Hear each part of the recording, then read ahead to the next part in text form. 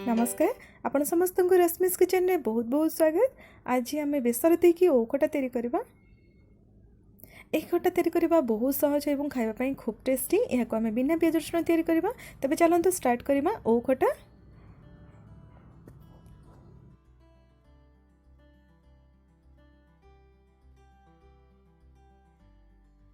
तेबे चलंतु देखिबा ए खटा पई हमकु कोन कोन जिंस आवश्यक एवं यहाँ को आम किपरि प्रस्तुत करबा। आम एठारे गोटी ओ को काटि नेछे। ओ को आम भल भाव में पानी रे धोई नबा। नड़िया को आम कोरी नबा। आम एठारे फाळे नड़िया को कोरी नेछे। ता सहित 2 ରୁ 3 चामच सोरिष को पानी देके चिकन करके बाटी नेछे। या को आपण बाटी के फ्रिज रे रखि नियंतु। 2 ରୁ 3 चामच आमको पंचफुटन आवश्यक।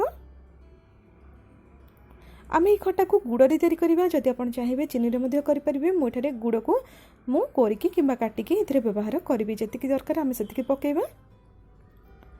अदा को आम छेची नबा। आपण आंब कसी अदा एवं नॉर्मल अदा मिसेकी मध्य छेची पारंती। कंचा लंका को छेची नबा। मो एठारे 3 ରୁ 4टा राग थिबा कंचा लंका को छेची नेची। तेल आवश्यक 2 ରୁ 3 चामच। बेसुंगा पत्र आवश्यक 2 ରୁ 3 मुठा बेसुंगा पत्र एथिरे आपण पकेइ परिबे। आधा चामच हल्दी एवं 1 चामच लंका गुंड को आम एथिरे रखिछे। लुण आवश्यक टेस्ट अनुसार एवं सुखिला लंका 3 ରୁ 4टा आवश्यक। तेबे चलंतु प्रथमे आम ओ को प्रेशर कुकर रे सिझे नबा। जहाँ फल कि बहुत जल्दी ओ को आम सिझे पारिबा। गोटे प्रेशर कुकर रे आम ओ नै जिबा।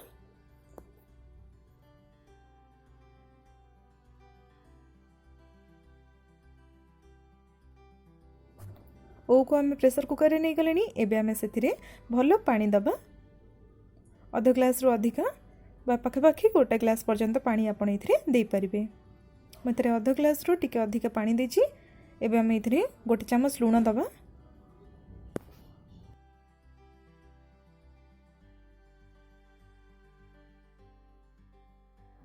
एबे हम यहाँ को ढांकुणी बंद करके गैस फ्लेम को हाई रे रखिकी 3 ରୁ 4टा हुइसेल दबा। जहाँ फल कि ओ भलो भाव में सिझी जिवो। 3-4टा हुइसेल आसला परे आम प्रेशर कुकर को खोलुचे। देखंतु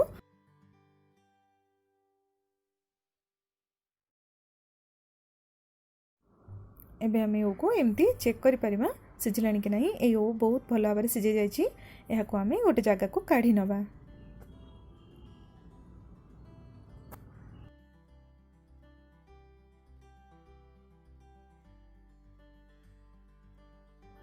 बेले बेले ओर पानीटा कसालिया लगी थाए। से आम यहाँ को बाहर कर। जदि आपंकर ओ पाकिलिया अच्छी ताले पानीटा आप यूज करें। एबे हमर ओ एकदम रेडी हो गला। गोटे कड़े गरम करवा। से आम 3 ରୁ 4 चामच तेल देले। तेल गरम हो गला परे से आम पंचफुटन पकेइबा। गैस रो फ्लेम को स्लो रे रखिकी। पंचफुटन फुटीगला परे आम से सुखिला लंका को एमती भांगिकी पकई नबा।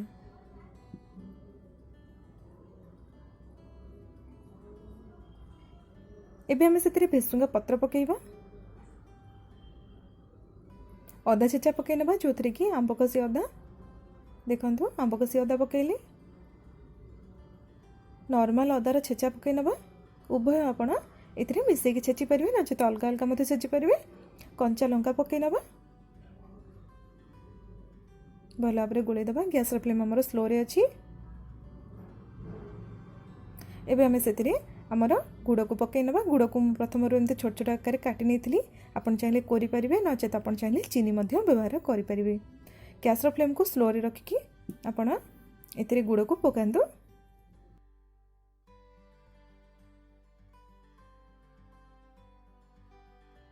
गुड़ को संपूर्ण भाव में मेल्ट होगा पर्यंत आम ताको गोलई नबा। मेल्ट हो गलानी। एबे आम से आम लंका गुंड और हलदी को पकई नबा। हलदी आम आधा चामच पकईचे और लंका गुंड आम आधा चामच रु टिके अधिका पकईचे। जेहेतु आम कंचा लंका छेची पकईचे तार टेस्ट बहुत बढ़िया आसीबो। सुखिला लंका भी पकईचे। एबे आम से आमर ओ को पकई नबा। ओ भल भाव में सिझे जाइछि। देखंतु या को आम भल भाव में आमर गुड़र पागरे मिसई नबा।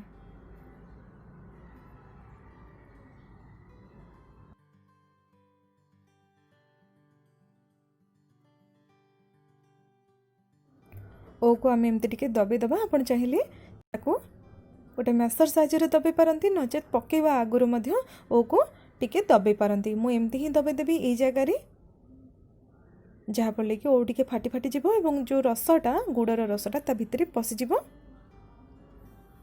ओ एकदम भल भाव सीझी जाइए से बहुत बढ़िया टेस्ट आसो ता भितर रसटा एकदम भल भाव पशिज।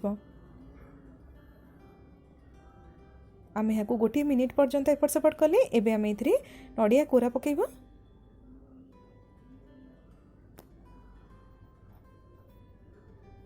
एबे आम ये आमर बेसर को पकई नबा।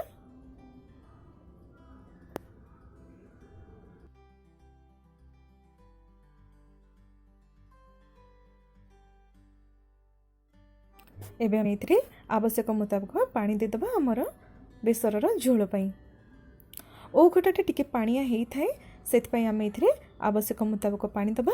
जदि आपणकर ओर सीझा पानीटा आपन को कषा लगुनि बा पिता लगुनि ताहले आपण ये बर्तमान दे पारंती। ये आम आउ टिके पानी देदबा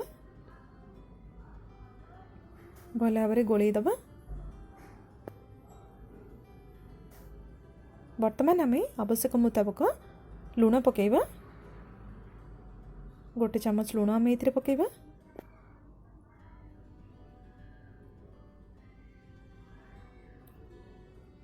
यहाँ को आम भल भाव गोलैकी फुटिया छाड़ा। गैस फ्लेम को हाई रे रखिकी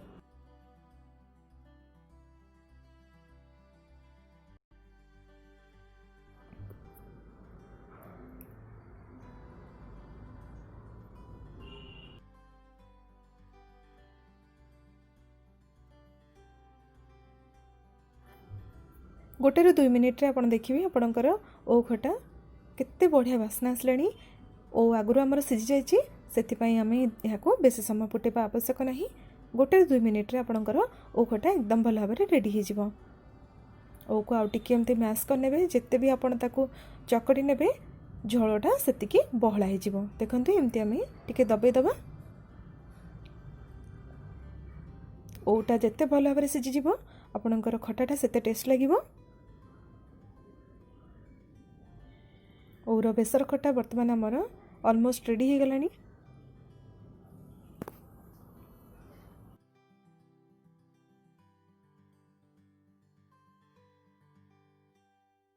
यही खटारे लुण राग खटा एवं मिठार परिमाण आपण उपर निर्भर करता है। आपड़ जिते भी चाहिए ये लुण लंका गुंड चीनी किंबा गुड़ को ऐड करें। खटा कम थे ये आप गोटे 2टा आंबुल पकई पारे। आपन को जेतिकी बहला दरकार सेतिकी बहला पर्यंत यही खटा को आपण फुटेकी काढ़ी पारे। नॉर्मली ओ खटा टिके एमती पानिया होता है झोलझोलिया होता है से आम गोटे मिनिट यहाँ को आम फुटेले तापर एबे आम गैस को बंद करके यहाँ को एक सर्विंग बाउल रे काढ़ी नबा। ओ खटा आम रेडी हो गला। एबे आम यहाँ को काढ़ी नौचे।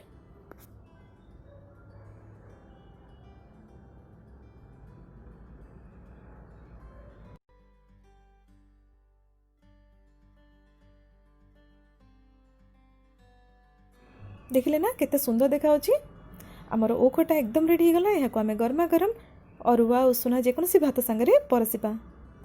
आशा करछि यार रेसिपी आपण मानकु निहाती भल लागिबो।